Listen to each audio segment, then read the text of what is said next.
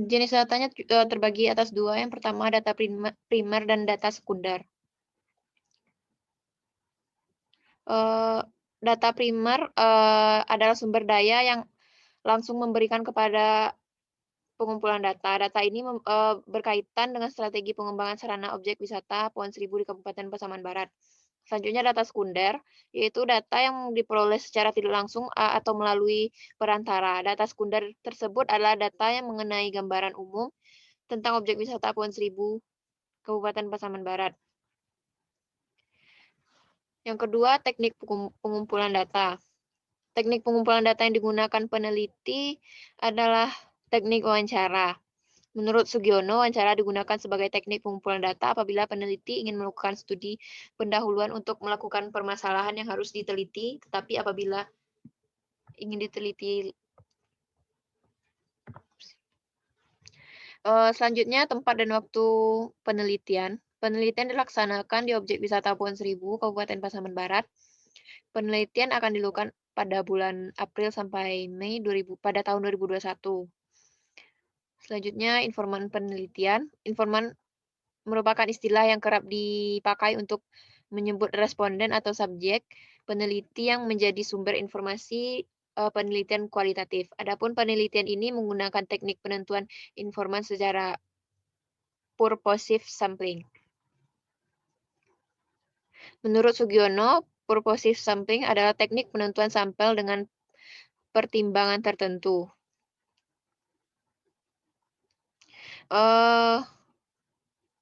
Berdasarkan teknik sampling yang dipaparkan sebelumnya, maka sumber informasi atau informan pada penelitian ini dapat diperoleh dari Jorong Pondok Ranah Pasisia, Kabupaten Pasaman Barat.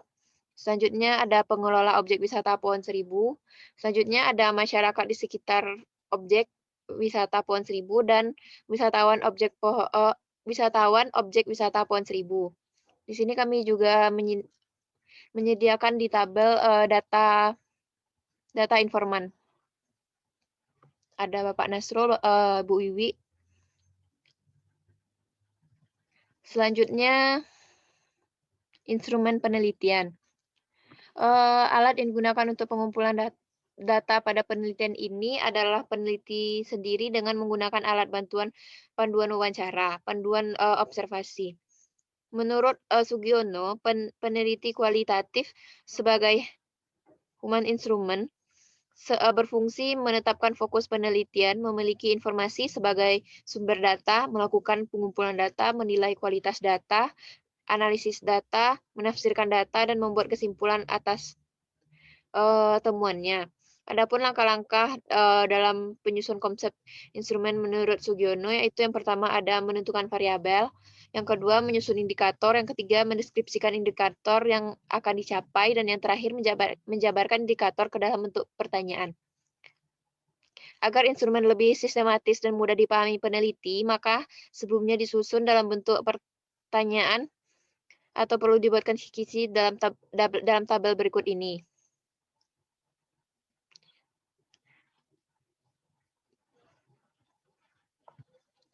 Selanjutnya kita masuk ke teknik analisis data. Teknik analisis data adalah proses mencari dan menyusun secara sistematis data yang diperoleh dari hasil wawancara, catatan lapangan, dan dokumentasi. Dengan cara mengkoordinasikan data dalam kategori, menjabarkan ke dalam unit-unit, melakukan sintesa, menyusun ke dalam pola, memilih mana yang lebih penting dan yang dipelajari, dan membuat kesimpulan sehingga mudah dipahami oleh diri sendiri dan orang lain. Teknik analisis data yang digunakan dalam penelitian ini adalah metode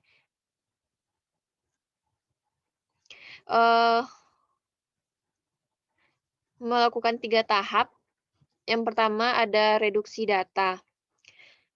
Mereduksi data berarti merangkum, memilih hal-hal yang pokok, memfokus pada hal-hal yang penting, dan cari tema dan polanya.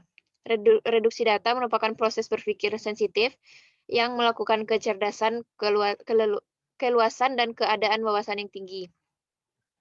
Yang kedua yaitu penyajian data. Setelah direduksi, maka langkah selanjutnya adalah mendisplaykan data.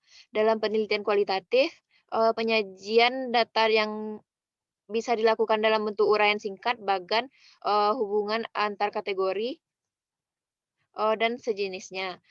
Dengan mendisplaykan data, maka akan memudahkan untuk memahami apa yang terjadi, merencanakan kerja selanjutnya berdasarkan apa yang telah dipahami tersebut. Dan yang terakhir, ada penarikan kesimpulan.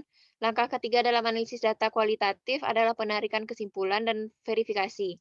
Kesimpulan dalam penelitian kualitatif adalah merupakan temuan yang sebelumnya belum pernah ada. Temuan, dapat, berupa deskriptif atau gambaran suatu objek yang sebelumnya masih remang-remang atau gelap sehingga, setelah diteliti menjadi jelas, dapat, berupa hubungan kausal atau interaktif, hipotesis hipotesis atau teori. Berikut ada sedikit lampiran.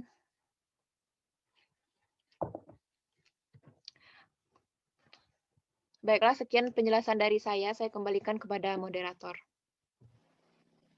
Baik, terima kasih kepada Miradikmu yang telah membacakan penelitiannya.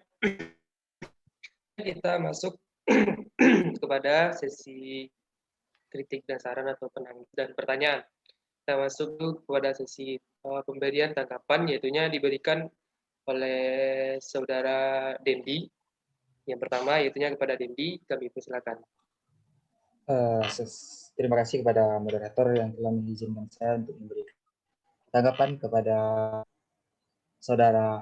saudari Ai atas presentasi seminar proposalnya.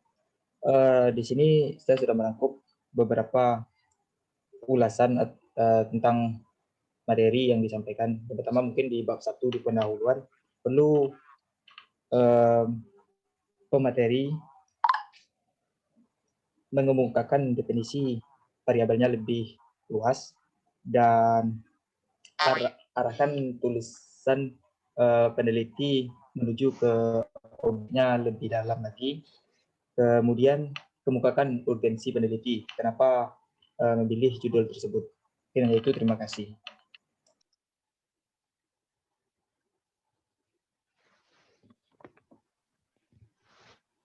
Baik, terima kasih kepada Dendi yang telah memberikan tanggapannya. Selanjutnya itunya penanggap kedua, yaitunya Ilham.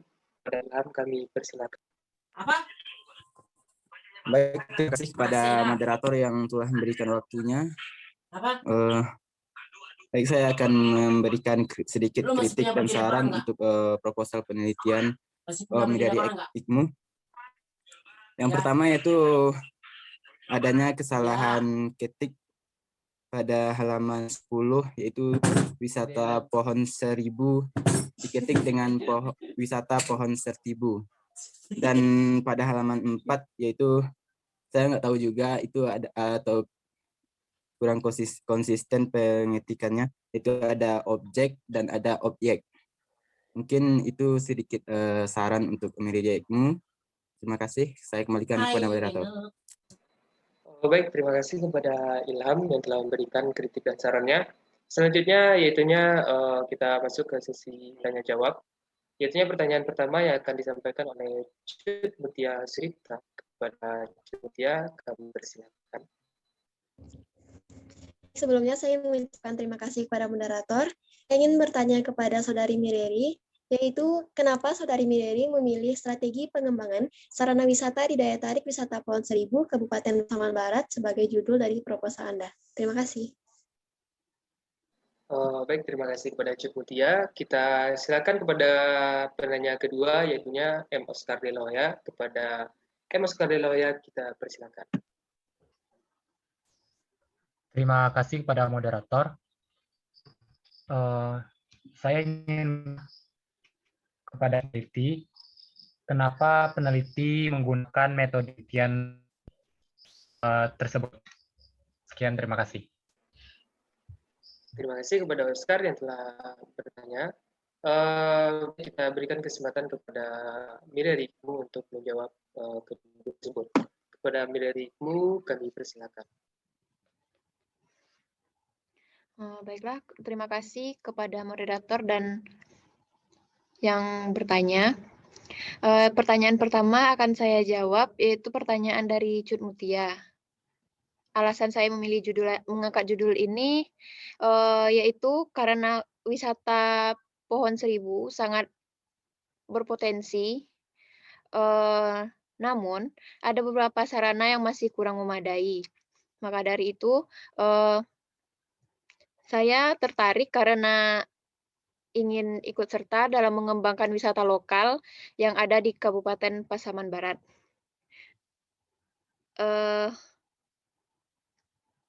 Sekian dari saya. Terima kasih.